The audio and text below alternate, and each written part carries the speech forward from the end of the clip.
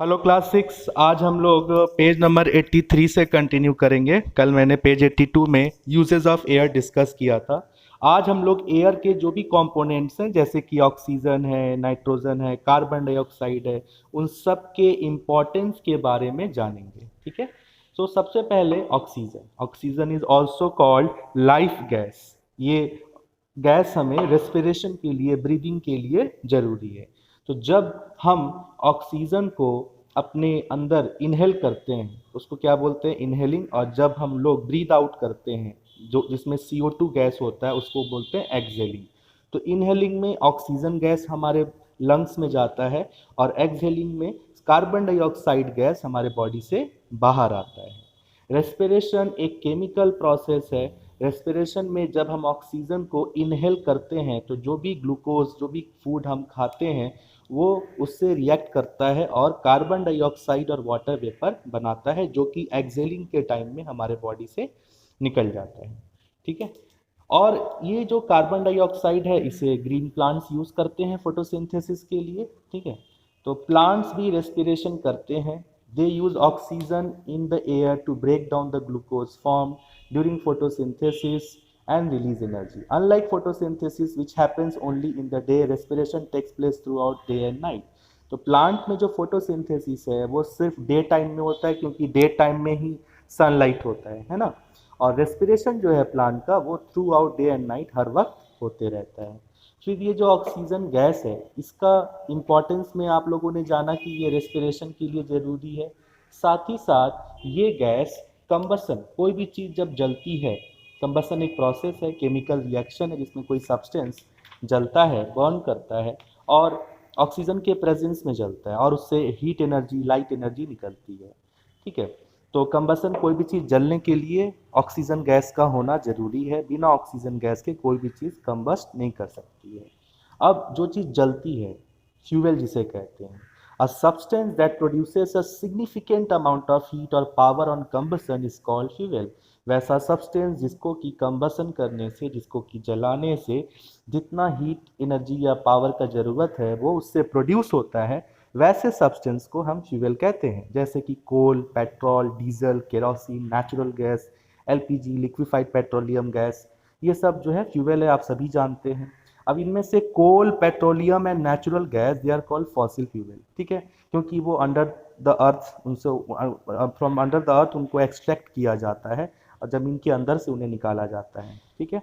और ये जितने भी हैं कोल, पेट्रोल, LPG, ये सब वगैरह नेचुरल गैसेस, ये कार्बन और हाइड्रोजन के बने होते हैं। इसलिए जब भी इन फ्यूल्स को हम जलाते हैं तो कार्बन डाइऑक्साइड और वाटर निकलता है एज अ बाई प्रोडक्ट। कोल जो है उसका यूजेस आप जानते हैं, इलेक्ट्रिसिटी जनरेट के लिए किया जाता है और आयरन स्टील इंडस्ट्री में भी कोल का बहुत ही ज़्यादा यूजेस है। पेट्रोल एंड डीजल, उसको ऑटोमोबाइल्स में, व्हीकल्स में यूज़ किया जाता है एज अ फ्यूल।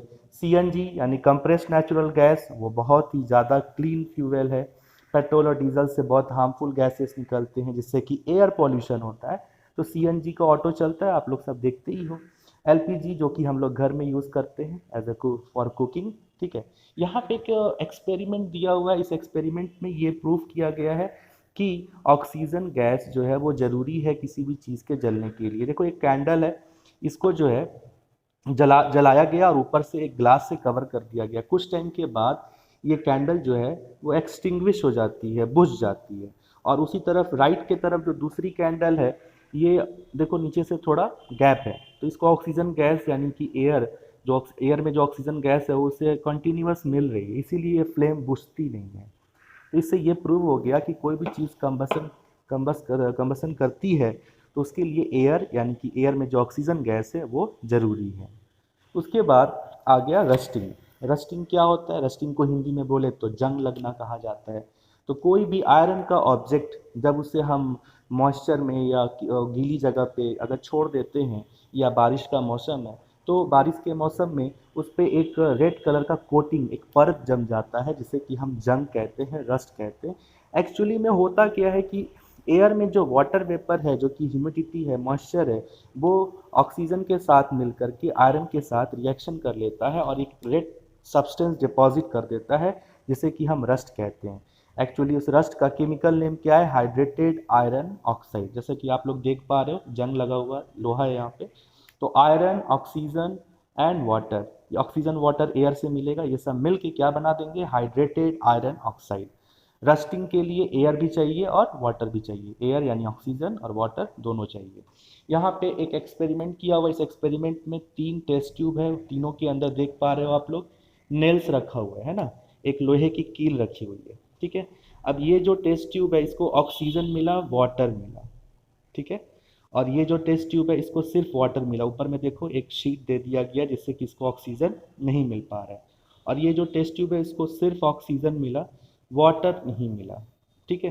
तो ये आयरन का ऑब्जेक्ट है, इसको सिर्फ ऑक्सीजन मिला, इसमें रस्टिंग नहीं होगा। इसको सिर्फ वाटर मिला, ऑक्सीजन कट ऑफ कर गया, इसको रस्टिंग नहीं हो पाएगा। ये जो आयरन का नेल है इसको ऑक्सीजन मिला, ऊपर में इस टेस्ट ट्यूब के अंदर एयर है, ऑक्सीजन है, नीचे इसको वाटर भी मिल रहा है, इसमें जंग लगेगा, इसमें रस्टिंग होगा। तो सिर्फ ए नंबर ए जो टेस्ट ट्यूब है उसमें ही रस्टिंग होगा और बाकी बी और सी में रस्टिंग नहीं होगा। इससे ये प्रूव होता है oxygen and water are needed for rusting. आज के लिए बच्चों इतना ही, थैंक यू।